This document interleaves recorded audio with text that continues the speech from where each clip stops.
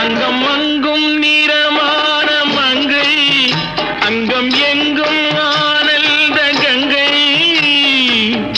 ஜில் என்னும் குளிர் காற்று வீசும், மௌனமே தானங்கு பேசும், மௌனமே தானங்கு பேசும் பேசும் பேசும்.